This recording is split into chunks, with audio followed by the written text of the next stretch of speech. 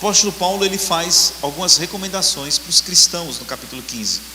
E ele fala sobre a ressurreição, e nós vimos aqui a importância da doutrina da ressurreição, que é basilar da fé cristã.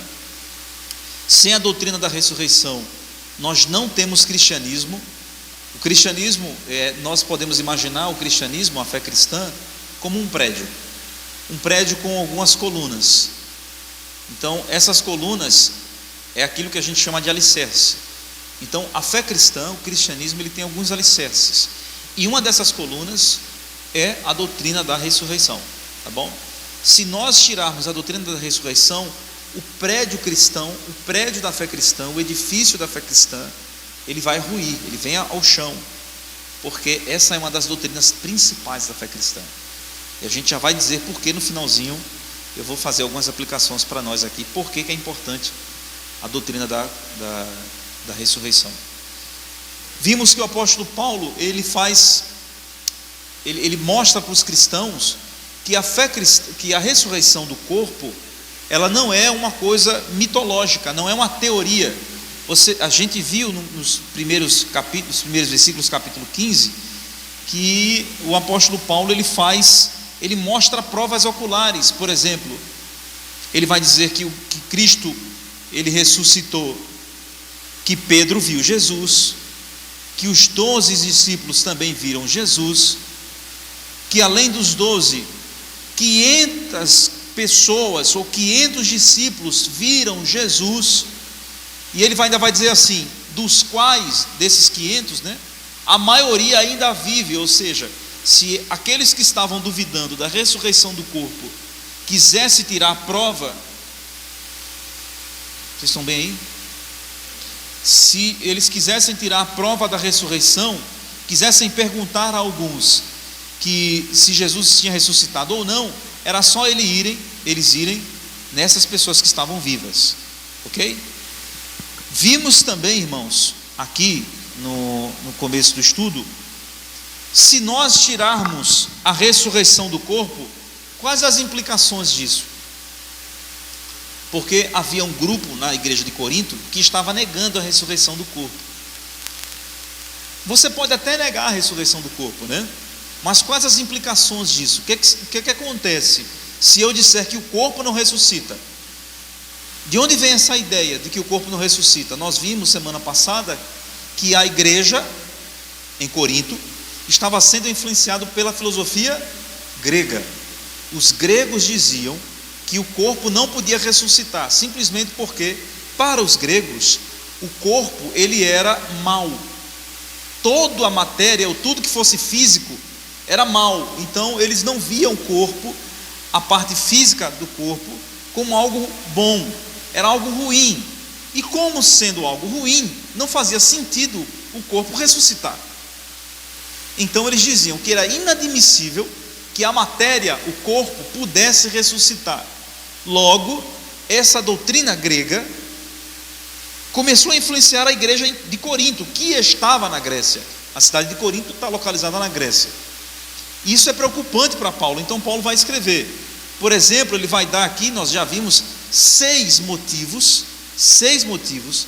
pelos quais a ressurreição do corpo ela não pode ser negada. Primeiro, ele vai dizer que se o corpo não pode ressuscitar, então Cristo não ressuscitou, porque Cristo ressuscitou num corpo.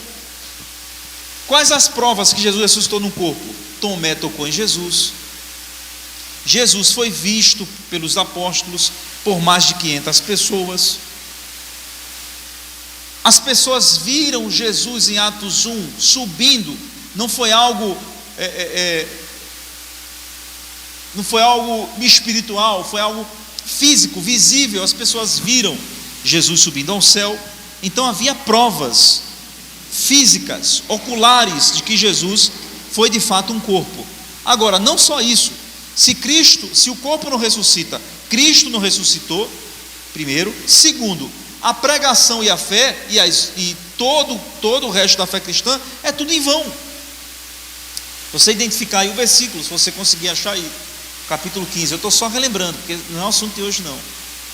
Então é tudo em vão, a pregação é vã, a fé de vocês é vã, Vocês estão crendo em vão, porque Jesus não ressuscitou, então vocês estão crendo em quem? Num Senhor morto?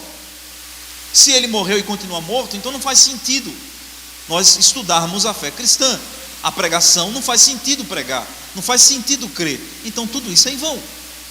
Terceiro, ele mostra que os apóstolos são falsas testemunhas. Paulo vai dizer, então eu e os apóstolos estamos pregando em vão, e estamos usando o nome de Deus para fazer isso.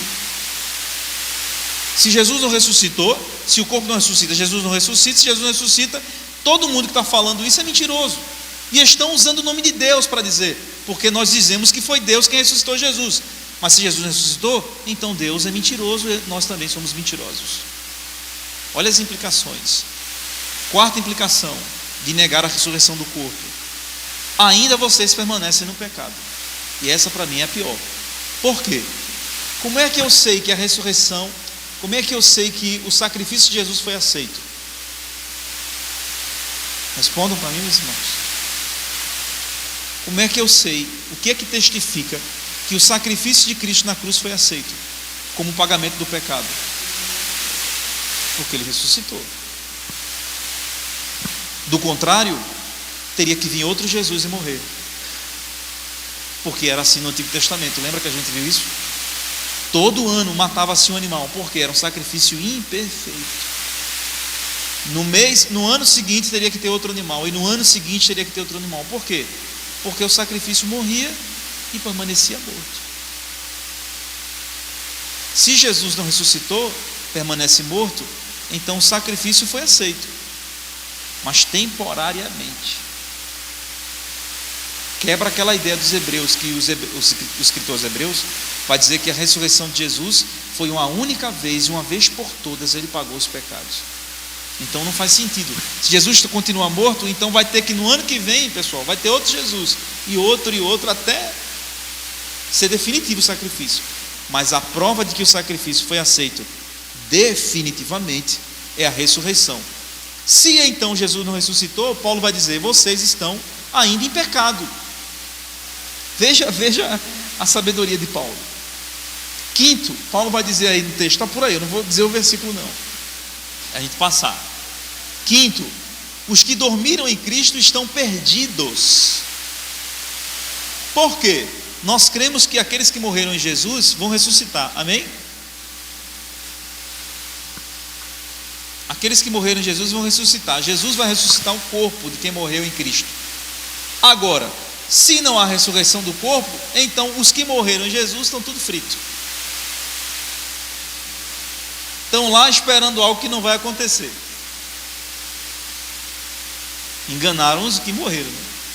Só trocaram aí, vocês estão aqui de besta. Estou dizendo a vocês que vocês vão ressuscitar, mas na verdade é mentira. Vocês vão ficar aqui para sempre, né? Mentirinha, brincadeirinha. Vocês foram enganados, caíram, né? O golpe está aí. Vocês caíram no golpe da ressurreição.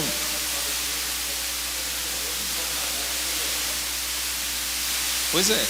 Aí mentiram para vocês. Então Paulo vai dizer: os que morreram estão perdidos. E o sexto, Paulo vai dizer: se não há esperança, se até os que morreram não tem esperança para eles, então nós somos os mais miseráveis dos homens, porque nós estamos esperando em Deus somente nesta vida. Se não há ressurreição do corpo, se não há esperança depois da morte, então o que é que eu estou fazendo aqui? Esperando a morte. Então eu tenho que esperar em Cristo somente nesta vida. Então tudo que tem para acontecer na minha vida tem que acontecer nesta vida. E Paulo diz assim, então se você é obrigado a pensar assim, você é o mais miserável de todos os homens. Vocês estão entendendo aqui o argumento de Paulo, meus irmãos? Estamos aprendendo, irmãos, não é para encher a cabeça de informação não, irmãos. Nós estamos aprendendo para exercer nossa fé no mundo, porque o mundo não acredita nisso não. A faculdade vai zombar de você, vai rir de você. A filosofia secular, mundana, terrena, está negando isso aqui. Eles sabem, meus irmãos, os filósofos sabem que para acabar com o cristianismo tem que acabar com as doutrinas. E uma das principais é esta aqui: a ressurreição do corpo. Então, se eu negar a ressurreição do corpo, se eu desmentir a ressurreição de Cristo, então o cristianismo está acabado.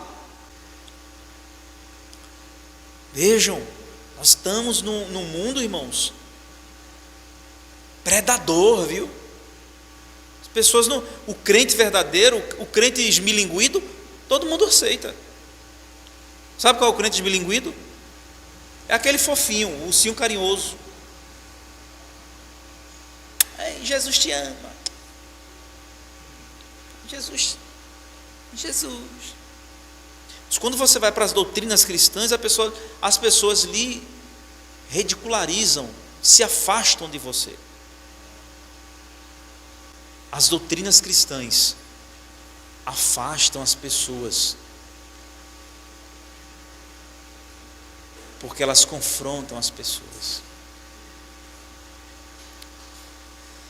A filosofia moderna, a filosofia secular, ela nega isso aqui. É ridículo para as pessoas ouvir sobre a ressurreição do corpo. Agora, eu vou mostrar aqui para vocês algumas religiões e o que elas dizem sobre a doutrina da ressurreição do corpo. Eu não vou seguir de Adão, não vou falar de Adão e Cristo, os versos 23, 24. Nós já vimos tudo isso semana passada, para não ser desgastante para mim e para você. Então nós vamos pegar o trem andando. Ele vai passar aqui agorinha no versículo 35.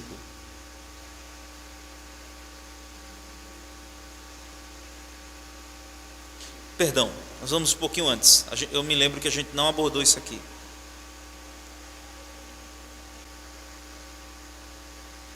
Vamos lá. Mas vamos no verso 28. Ele diz assim, ó: e quando todas as coisas que lhe estiverem sujeitas, está falando de Cristo, né?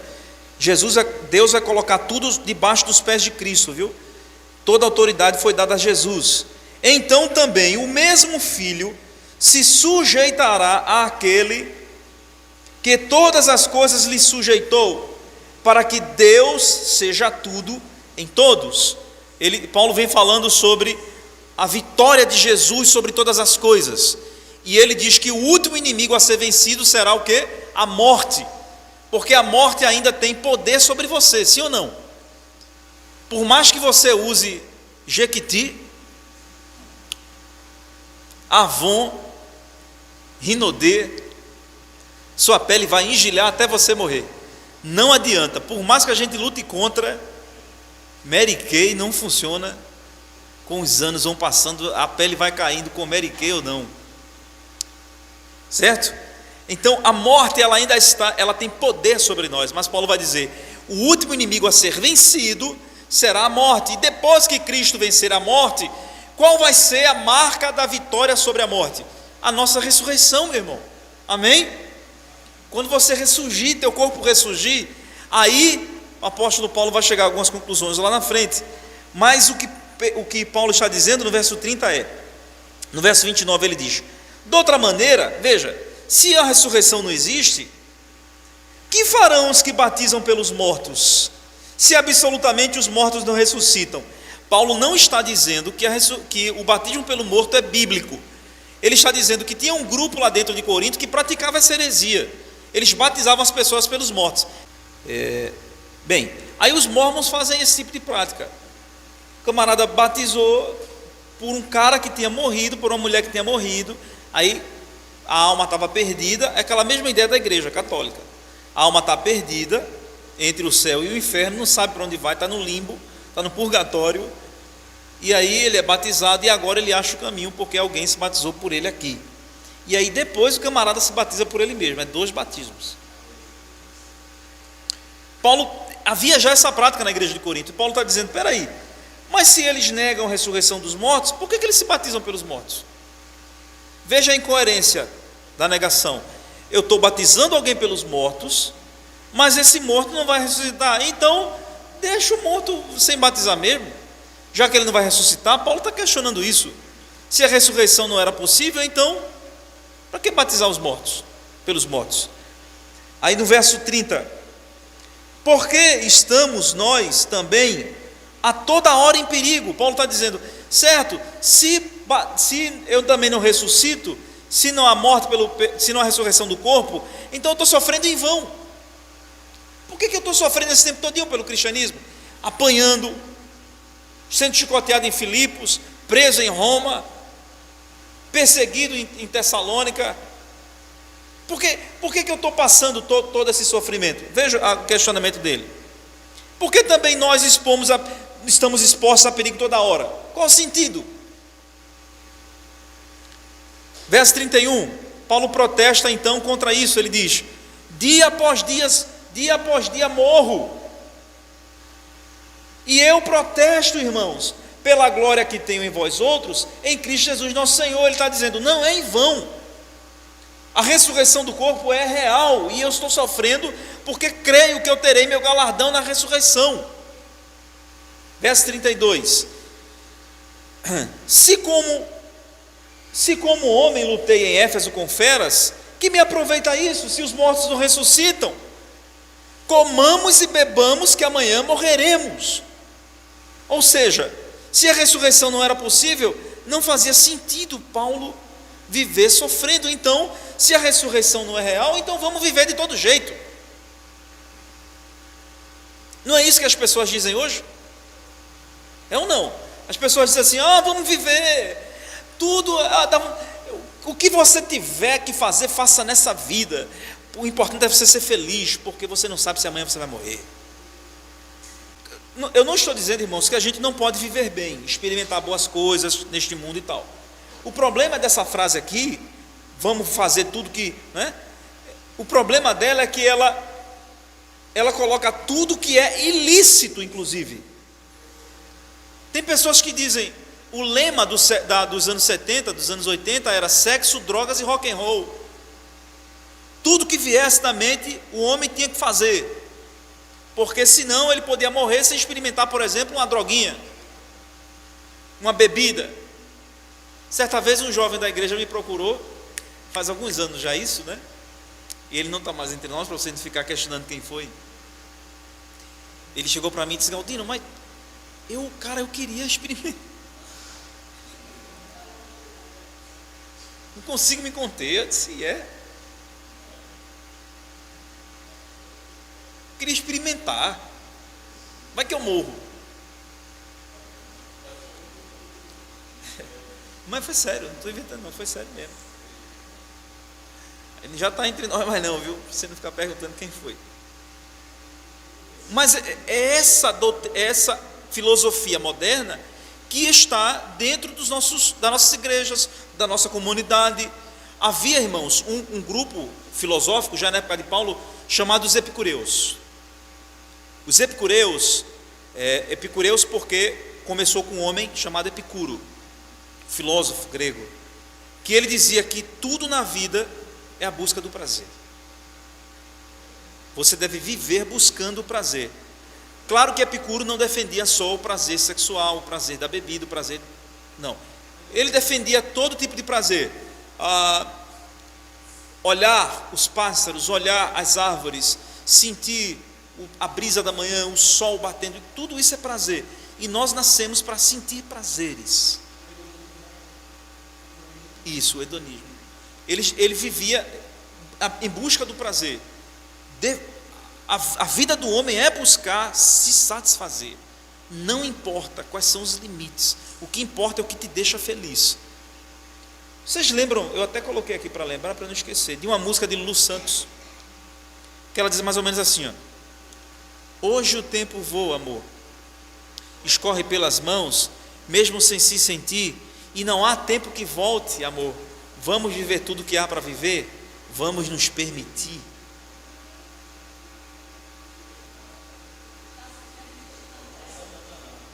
Oi?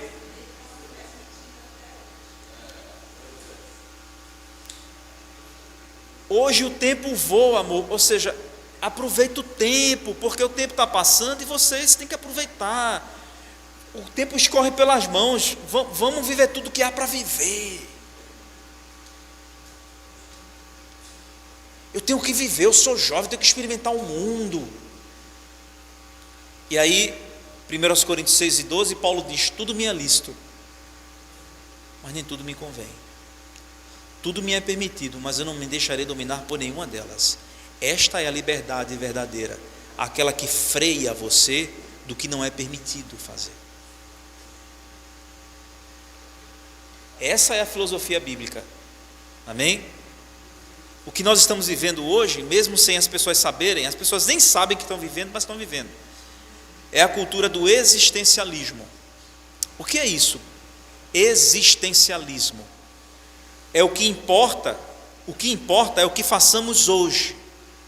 E o que importa é o que eu faço hoje para melhorar o meu modo de vida.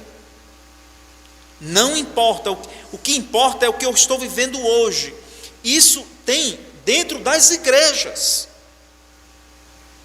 As pessoas interpretam a Bíblia com os óculos do existencialismo, viu? As pessoas pegam o texto, lê o texto e diz, certo, agora isso aqui serve para quê? Para mim. Se não servir, se não tiver uma aplicação pessoal para nós, as pessoas estão desprezando a Bíblia, só lê o que quer ler, só lê o que é aproveitável para si. O nome disso é existencialismo cristão. O texto tem que se aplicar a mim. O que interessa, deixa eu pegar isso aqui. Quer dizer, Deus vai fazer isso, vitória na minha vida, amém, glória. Mas as outras coisas do texto, as doutrinas da base cristã, o alicerce do teísmo, as leis de Deus, o contexto histórico por trás daquilo,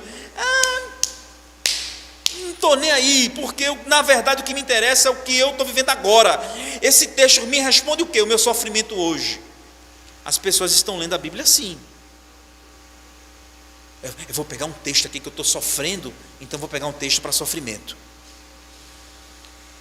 Eu estou sentindo tristeza, então vou pegar um texto para tristeza. Eu estou com medo, vou pegar um texto para o medo. Não se lê a Bíblia a partir da tua lente, não. Aprenda a ler a Bíblia, viu? Não é você que diz o que a Bíblia tem que dizer, não. É a Bíblia que diz e você segue, ponto, acabou. Nem sempre o que a Bíblia está dizendo é o que eu quero. Mas eu não devo comportar a minha vontade, o meu desejo. A Bíblia não. A Bíblia tem que falar. O texto que eu quero para mim, eu separo. O que eu não quero, eu descarto. E é assim. O nome disso é existencialismo. Eu não vou entrar aqui, mas isso é uma filosofia moderna, viu? Tem menos de 100 anos para cá. Os filósofos existencialistas.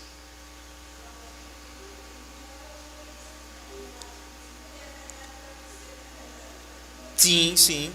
Na verdade, o racionalismo moderno, que começou ali em 1910, 1920, ele veio com tudo isso.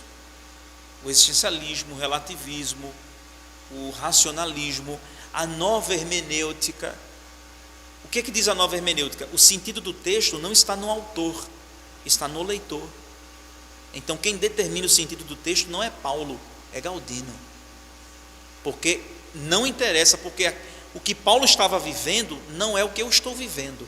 O que interessa é o que eu estou vivendo. Então não quero saber do contexto de Paulo, eu quero saber o que é que o texto diz para mim.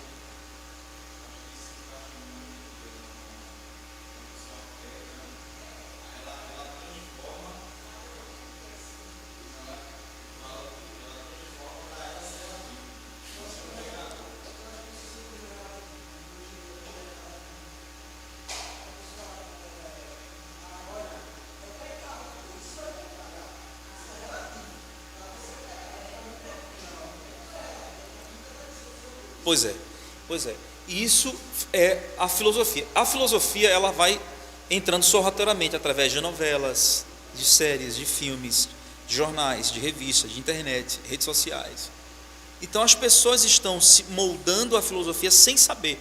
Chega assim, rapaz, tu é um existencialista, o cara quer o quê, menino? Está me xingando. Mas ele está vivendo aquilo sem saber que está vivendo, porque ele está sendo influenciado. Foi assim que, por exemplo, o PT, em 13 anos, 16 anos de governo, entrou nas universidades assim, sorrateiramente, filosofia marxista.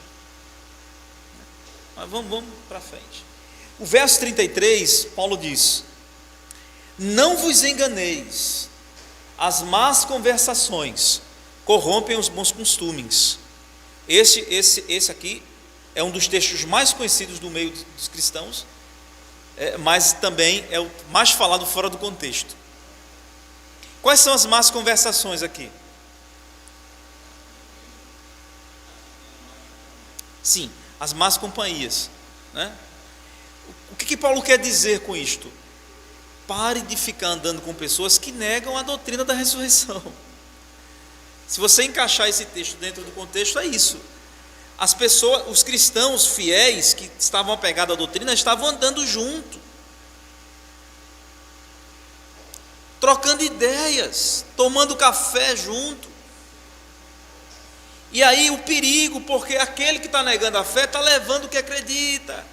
Paulo diz: não se enganem, as más companhias, as más conversações corrompem os bons costumes. Quais são os bons costumes aqui, meus irmãos? As doutrinas cristãs. As doutrinas cristãs. E essa frase aqui era uma frase, um provérbio grego. Bem, hoje em dia nós podemos também participar de más conversações. E aqui eu trouxe alguns exemplos de algumas religiões que negam a doutrina da ressurreição e o que é que eles dizem, tá? Por exemplo, o espiritismo kardecista, ele crê na reencarnação. O espírito ele volta em outro corpo, pode ser até um animal, uma planta, e etc. E você esquece da sua vida passada, e a sua vida atual depende da vida que você viveu lá no passado. Isso é o...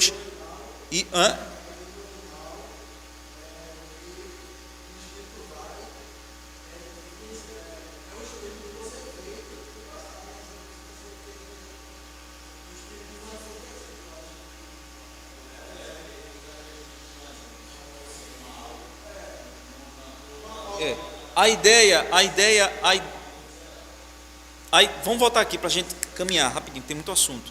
A ideia aqui é o karma. Se você viver uma vida boa, você vai evoluir na evolução, né? Na reencarnação você vai evoluir. Se você fez besteira, viveu uma vida ruim, você vai regredir. Aí pode vir no cachorro, numa barata, num sapo. Isso é o que o cristianismo, isso é o que o espiritismo kardecista crê, na reencarnação. O candomblé, eu não vou trazer a visão apologética, está no material de vocês. O candomblé e as religiões afro-brasileiras, o que é que eles dizem? Jesus é Oxalá,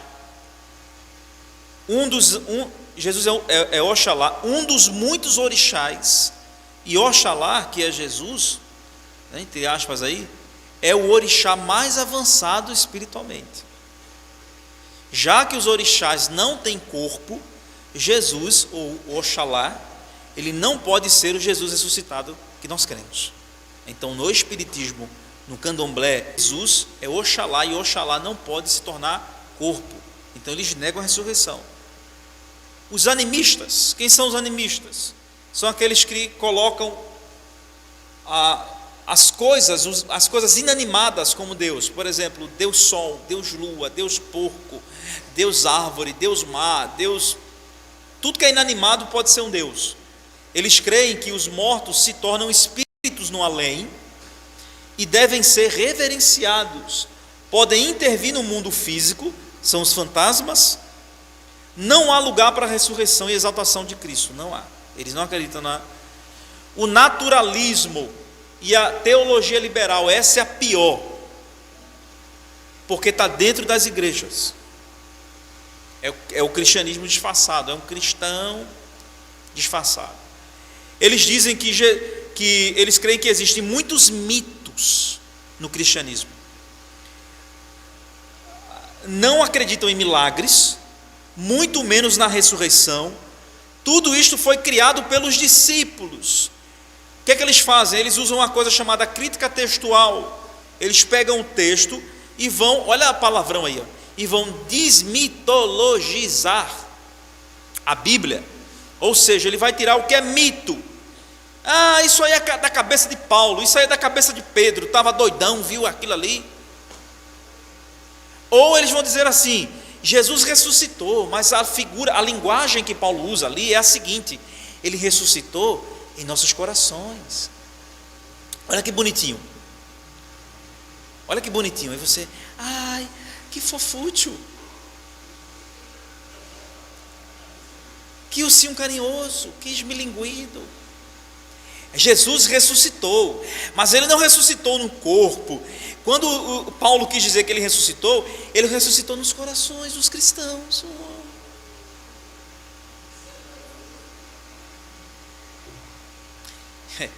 Isso é a teologia liberal. Eles dizem que é mito, ou existe uma linguagem simbólica ou alegórica no texto, né? Assim como, por exemplo, Jesus, quando fez o milagre da multiplicação dos pães e dos peixes, o que é que eles dizem ali? Não houve a multiplicação dos pães e dos peixes, o que houve foi o milagre da divisão. Todos ali, Jesus fez com que eles dividissem. Eles dividiam, e aí na cabeça deles Jesus multiplicou, mas Jesus fez com que eles multiplicassem o amor pelos outros. Isso é difícil, né? Porque mais de 6.000 pessoas multiplicar 5.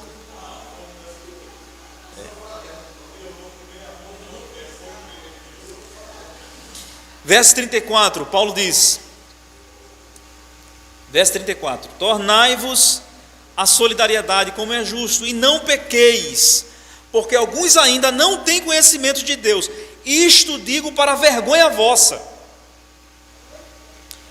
Paulo, ele pede que aqueles crentes voltem à lucidez, veja, saiam da loucura que entraram de negar a ressurreição do corpo, de negar a ressurreição de Cristo.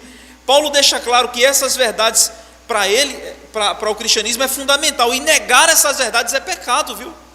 Olha o que ele diz aí no texto, veja: tornai-vos a sobriedade como é justo, e não pequeis. Qual é o pecado que Paulo está dizendo para eles não cometer? De negar a ressurreição. É pecado negar as doutrinas cristãs. Veja, Paulo está dizendo: eu digo isso porque alguns de vocês não têm conhecimento. Isso é vergonhoso para vocês. É vergonhoso vocês não saberem argumentar para defender a fé.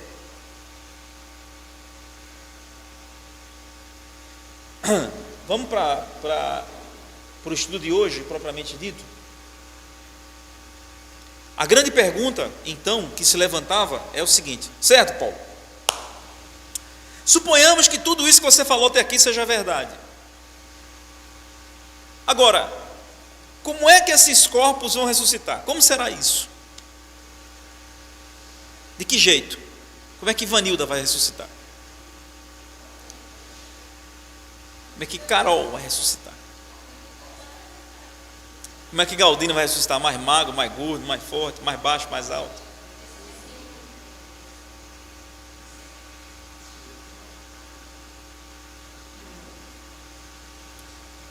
Veja os versos 35 a 38, leia aí. Mas alguém dirá: como ressuscitam os mortos? E em que corpo vem? Insensato! O que semeias não nasce se primeiro não morrer. E como semeias, não semeias o corpo que há de nascer, mas o simples grão, como de trigo ou de qualquer outra semente. Mas Deus lhe dá corpo como lhe aprouver dar, e a cada uma das sementes o seu corpo apropriado. Paulo vai usar aqui 3 analogias para explicar isso. Deixa eu mostrar para vocês aqui. A primeira analogia que Paulo usa é o princípio da semente. Quando uma semente morre, ela desaparece, vira uma árvore, sei lá, uma mangueira, um pé de uva, um pé de jaca. Mas ela era o que antes de ser o pé de jaca? Uma sementinha. Então Paulo diz: ela permanece semente até virar árvore, mas aquela árvore veio da mesma semente, é a mesma espécie de vida. Apesar da separação e das diferenças, trata-se da mesma vida, veio da semente. Uma semente de jaca vai colocar uma jaqueira, né? O corpo é apropriado de acordo com aquilo. Agora, o que é que Paulo está querendo dizer? Ele está dizendo que nossos corpos terrestres serão enterrados, vão se dissolver, assim como uma semente, mas eles voltarão a levantar-se da mesma vida. Assim como uma semente morre para brotar uma árvore, assim você vai morrer, vai dissolver, vai virar pó, para depois ressurgir. Esse é o argumento que Paulo está querendo dizer. Poderemos ser dissolvidos pela morte, poderemos mudar ao ressuscitar, mas já ainda seremos nós os que existiremos.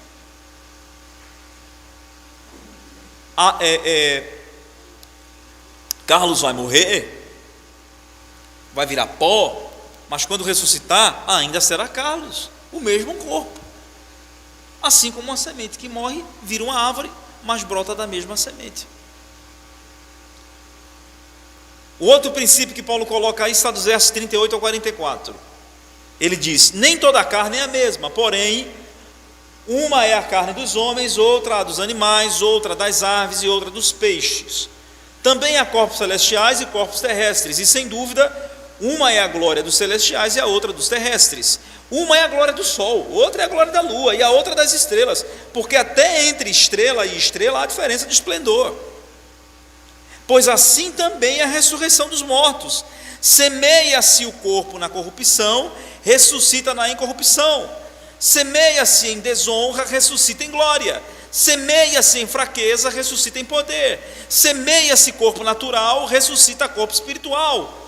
Se há corpo natural, há também corpo espiritual. Veja, irmãos, cada parte da criação está no material. Eu estou lendo o material, quem baixou aí. Cada parte da criação tem seu próprio corpo. Esse argumento que Paulo está usando, prova que Deus ele dá a toda criatura vivente e a cada coisa criada um corpo de acordo com seu papel na criação e que se ajusta a ele. Ou seja, sendo assim, então, só razoável que Deus nos dá também um corpo que esteja de acordo com a vida na ressurreição. A resposta de Paulo é: qual será o corpo? Vai ser um corpo que vai ter que aguentar todo o aspecto celestial, porque nosso corpo ele está em desonra, ele é fraco.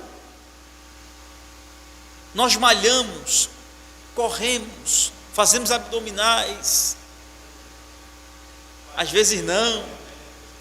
Mas o que é que vai acontecer quando tu começar a fazer 70, 60, 70 anos? Murcha. Tem gente que faz uma tatuagem, meu irmão, sorrindo, a tatuagem vai murchando e fica assim, ó.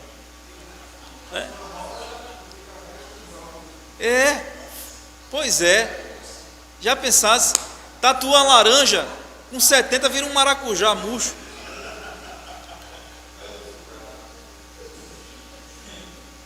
O nosso corpo ele está passando por transformação, não é?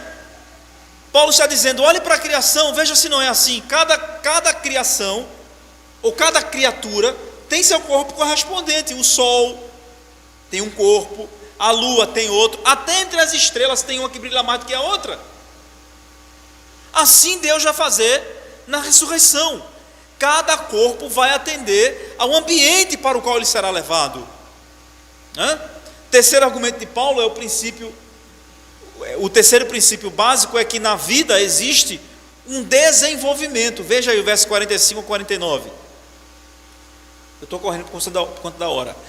Pois assim está escrito: o primeiro homem, Adão, foi feito alma vivente. O último, Adão, porém, é espírito vivificante.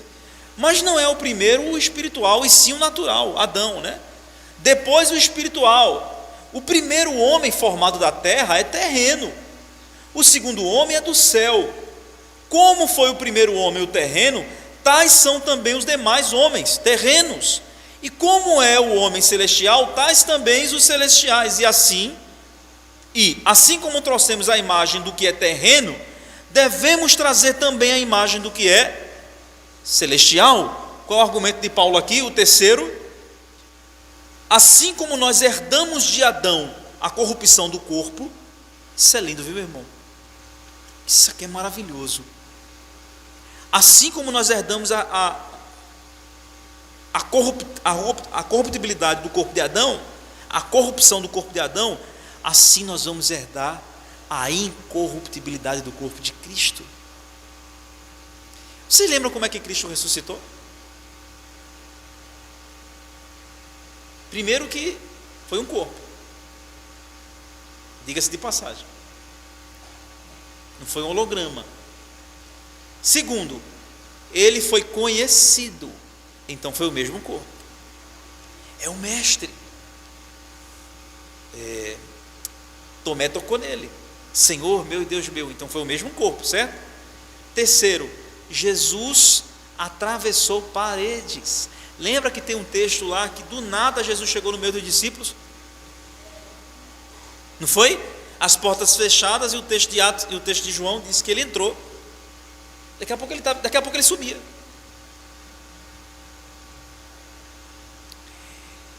Ele não precisava comer, mas ele comeu. Na praia, quando ele foi encontrar com Pedro, lembra do texto que ele assou um peixe?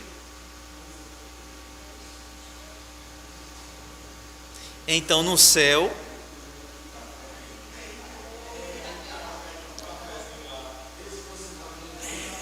não estou afirmando nada, vocês estão inferindo isso aí. Essa heresia é de vocês, viu?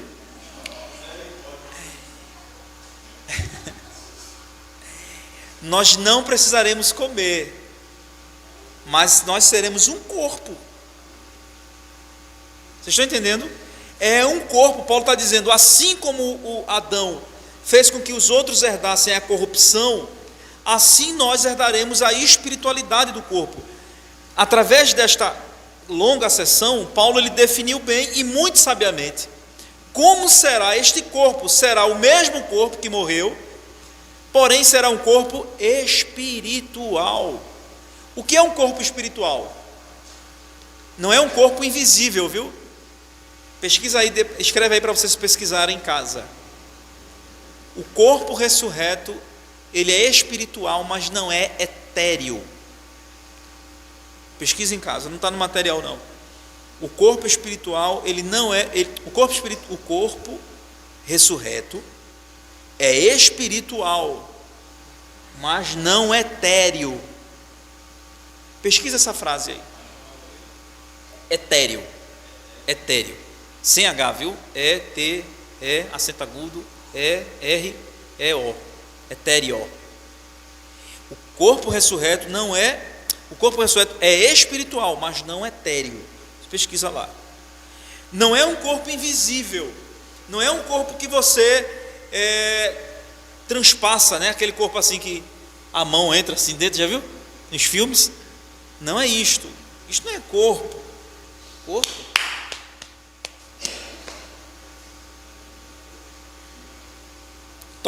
Vão tocar em você lá no céu, viu? O abraço. Vai dar para sentir o abraço. É um corpo. Por que é um corpo espiritual? Por que tem que ser um corpo transformado? Porque este corpo de vocês aí é fraco. Esse corpo aqui é fraco. Por que vocês acham que quando o astronauta vai à Lua, se é que foi? Tenho minhas dúvidas. Por que o astronauta, quando ele sai da Terra, ele tem que sair com uma roupa protegida, protetora, com cápsula não sei o que protegido? Por quê? Porque o corpo ele não suporta a atmosfera do ar. Nós derreteríamos. Antes de chegar fora, a atmosfera nos consumiria. Você evaporaria no espaço. Nós temos que passar por uma transformação de matéria. A forma da vida que nós temos hoje é chamada bio, né? A bio. O modo de vida, a forma de vida que nós temos é a bio. A biologia, biomedicina, bioquímica, biociência, por aí vai. Dizem que a forma de vida que nós teremos no céu é uma palavra chamada Zoé.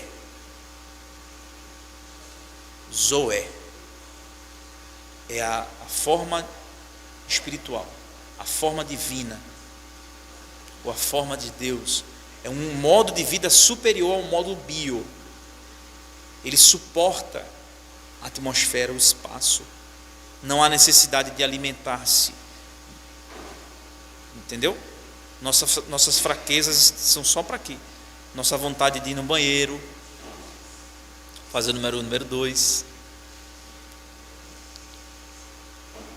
Isso é fraqueza. Isso é tão sério. Preste atenção. É sério, isso é tão sério que alguns hereges do primeiro século diziam que Jesus não podia ser corpo de jeito nenhum. Era vergonhoso para Jesus ser um corpo. Os docetistas. Valentino, um dos hereges que fundou o valentianismo, sabe o que ele dizia? Impossível Jesus ser um corpo humano. Por quê? É inadmissível para um Deus fazer cocô e xixi. Aí veja, ele dizia, Jesus não pode ter sido um corpo, então ele foi um holograma, uma espécie de holograma. Ele parecia um ser humano, mas não era. Era um dokeô, palavra grega para parecer. Ele parece um ser humano, mas não é. Daí vem a palavra docetismo. Parece um ser humano, mas não era um ser humano. Isso é uma heresia, que negava a humanidade de Cristo. Cristo foi um corpo com todas as nossas limitações: fome, sede, cansaço. Certo? Então a doutrina da ressurreição do corpo é muito séria. Agora veja aí, versos 41 e 42. Por que nós temos que ser um corpo espiritual? Nós já lemos, né? Vamos então para frente. A necessidade de um corpo passar pela ressurreição. Dos versos 50 a 58 para a gente terminar. Me dê aí 10 minutos, eu vou terminar. Isto afirma, irmãos, que a carne e o sangue não podem herdar o reino de Deus, nem a corrupção herdar a incorrupção. Eu vos digo um mistério: nem todos dormiremos, mas transformados seremos todos, num momento, num abrir e fechar de olhos, ao ressoar da última trombeta. A trombeta soará, os mortos ressuscitarão incorruptíveis, e nós seremos o quê? Transformados. Por que eu tenho que ser transformado? Veja aí, porque é necessário que este corpo corruptível se revista da incorruptibilidade, e que o corpo mortal, esse aqui, se revista da imortalidade. E quando este corpo corruptível se revestir da incorruptibilidade, e o que é mortal se revestir da imortalidade, então se cumprirá a palavra que está escrita: tragada foi a morte pela vitória. Olha a pergunta do apóstolo Paulo agora, zombando da morte, zombando. Ele diz: onde está a morte, a tua vitória? Onde está a morte, a tua vitória? Onde está, a morte, o teu aguilhão? O aguilhão da morte é o pecado, e a força do pecado é a lei. Olha o brado lindo agora, né? Graças a Deus que nos dá a vitória por intermédio de Senhor Jesus Cristo.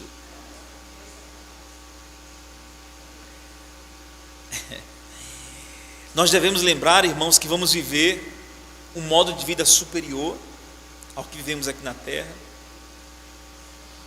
Por que eu tenho que passar por isso? Pela incorruptibilidade? Porque somos fracos. Você já correu aqui para pegar ônibus atrasado?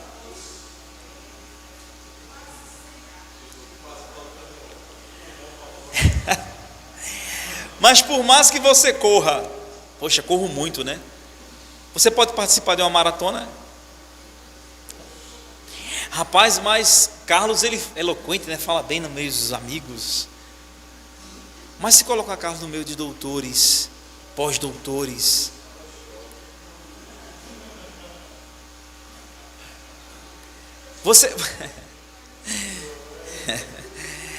você percebe, irmãos, que o corpo, nós seres humanos, a gente precisa estar numa constante evolução. Percebe isso? É isso que Paulo está dizendo. Nós precisamos passar por isso, Porque para onde nós vamos é superior a isso aqui. Então não dá. Olha, irmãos, a primeira pergunta que o apóstolo faz para zombar aí, que é lindo, ele diz: onde está, ó morte, a tua vitória? Ou seja, após a ressurreição, nós não seremos mais dominados pela morte. Primeira pergunta: onde está a morte, a tua vitória? Por que a morte é vitoriosa agora? Porque você morre e continua morto, é ou não? A não ser num milagre muito grande, numa exceção de Deus, como ocorreu na história. A Alisson citou um deles, Enoque. Deus tomou Enoque para si. Dizem que até hoje o corpo de Moisés não foi achado. Diz o texto lá de Judas, citando Enoque, o livro de Enoque, que o corpo de Moisés foi motivo de briga entre Miguel e Satanás. Não vamos entrar nisso aí. Algumas exceções, raras exceções na Bíblia, né? Algumas exceções. A questão é, os que ressuscitaram na Bíblia, ressuscitaram, mas morreram em seguida. Voltaram a morrer. Lázaro ressuscitou, mas morreu de novo. E quando morreu, já está no céu, não tinha mais.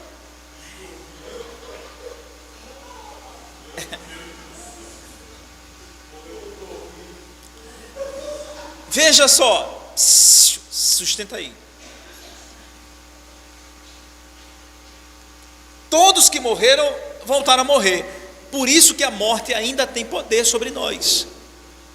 Agora, meus irmãos, onde está a morte, a tua vitória? Só podemos fazer essa pergunta depois da ressurreição. A segunda pergunta: onde está a morte, o teu aguilhão? Aguilhão era uma lança longa, pontiaguda, que espetava bois.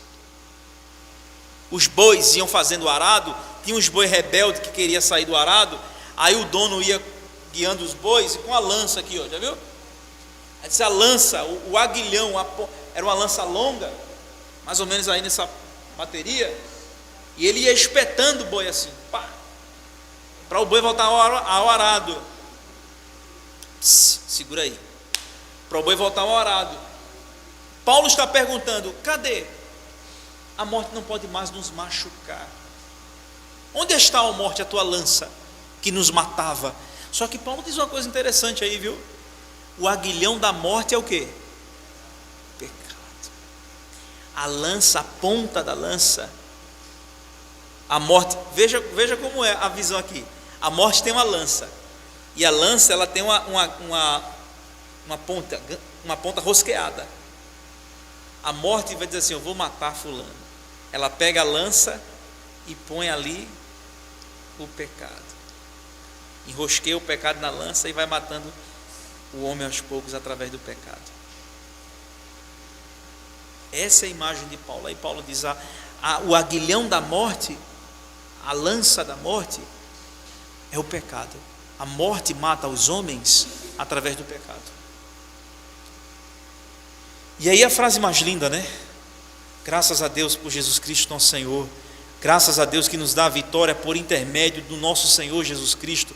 Jesus nos deu, irmão, vitória sobre a morte. Amém? Eu quero terminar fazendo 3 a 4 aplicações. Galdino, por que eu preciso entender sobre a ressurreição dos mortos? Ou do corpo? Onde é que eu posso aplicar isso na minha vida? Você já foi na escola, está aprendendo sobre matemática, eu disse: pô, eu gosto de matemática, mas serve para quê? Já perguntou isso? Cara, mas assim, é aquela fórmula, você não usa, né? Poxa, eu amo biologia, velho, eu gosto, né? Mas eu vou usar isso para quê? A gente se faz essa pergunta. Tem pessoas que fazem isso. Beleza, entendi a doutrina da ressurreição, mas o que é que isso implica? Quando o apóstolo Paulo escreveu isso aqui, o apóstolo Paulo não queria só dar uma aula de doutrina cristã, não, viu? Eles queriam que os crentes servissem melhor a Deus. Por isso que ele diz: irmãos, portanto, sede firmes e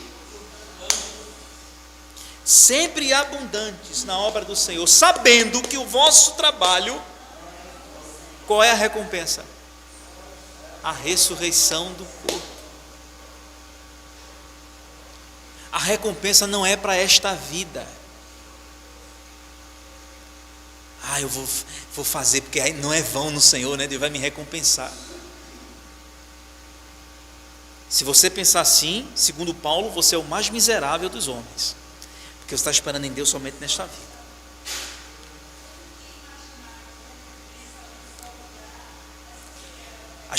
Nós temos esse costume, né? Meu irmão, faça, meu irmão. Meu irmão, Deus vai te dar vitória, meu irmão. Deus vai abrir uma porta, porque a Bíblia diz que nada é vão. Não é? A gente não diz. A gente não dá esse versículo, né, para consolar. Meu irmão, trabalha para o Senhor, meu irmão, que a Bíblia diz que todo trabalho não é vão do Senhor, meu irmão. Ele vai abrir porta para tu. Não tem nada a ver isso. Deixa eu me explicar isso.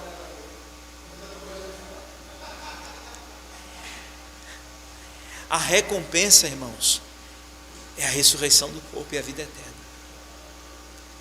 Vamos aplicar isso aqui? Isso é importante no evangelismo. Saber que nós iremos ressuscitar e que alguns ressuscitarão para a vergonha eterna e para outros para a vitória eterna, para a morada eterna no céu, isso nos deveria motivar para evangelizar. As pessoas, irmãos, nós choramos. Você chora quando um parente seu vai a óbito. É normal, a gente sente tristeza. Mas você chora por pessoas que estão se perdendo agora, nesse exato momento, caminhando para o abismo.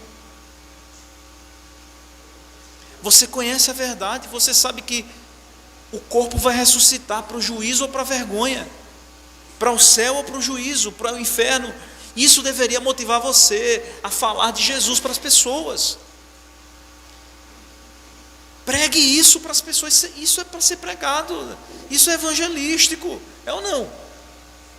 Para onde é que você vai depois que morrer? Meu irmão, não sei, mas a Bíblia diz que esse teu corpinho aí vai ressuscitar. Ou vai ressuscitar para a vergonha eterna ou para o juízo eterno. O corpo, ele não é ser para. Deus não fez o corpo para ser jogado, irmão, no pecado. O corpo vai ressuscitar, é para a glória de Deus. A gente faz uma divisão de alma e corpo, mas para Deus não. Para Deus o homem é uma unidade. Há uma unidade no homem. Deus está interessado no corpo e na alma. Por isso que ele diz: cuide do seu corpo, porque é templo, morada. Isso é evangelismo. Segundo, o sofrimento, irmãos. Irmãos, eu saber que vou ressuscitar um dia e estarei com Deus, nada nesta terra, meu irmão, por maior que seja o sofrimento, me tira essa alegria. Por maior que seja a dor, mas eu sei que a dor terá fim. Por maior que seja o sofrimento, eu sei que o sofrimento terá fim. E que um dia esse corpo vai ressuscitar sem doença, sem limitação, sem imperfeições. O que era coxo vai ressuscitar bom, o que era cego vai ressuscitar bom, o que era mudo vai ressuscitar bom. Tu acha que Deus vai ressuscitar o cego do jeito que ele era, cego? Ô Senhor, se era para ficar cego no céu, não me ressuscitava não. Faz sentido, o cego vai voltar enxergando. Ou então tem uma fábrica de óculos no céu, que eu não sei. A terceira coisa que isso é importante para a minha vida, irmãos, a separação do pecado. A crença na ressurreição dos mortos nos leva a fugir do pecado e a usar os nossos corpos, olha aí, como templos do Espírito Santo, de tal maneira que Deus seja glorificado. Se eu enxergar a ressurreição como algo verdadeiro, e eu vou separar este corpo para a glória de Deus, para ele ressuscitar bem bonitinho. Quarto, encarar a morte. Sabendo que ressuscitaremos, não deveríamos ter medo da morte. Foi isso que instigou os cristãos do primeiro século a morrerem por Jesus. Amém, meus irmãos? Por que vocês acham que eles morriam por Jesus? Porque eles sabiam disso. Eles sabiam disso. Um dia eu vou estar com Cristo na glória. Já está na glória, dizem aí, tem uma dificuldade teológica, né? Escatológica. Agora, como corpo, ainda não. Ninguém tem corpo no céu, não. O corpo vai ressuscitar ainda. Amém? Só o de Cristo.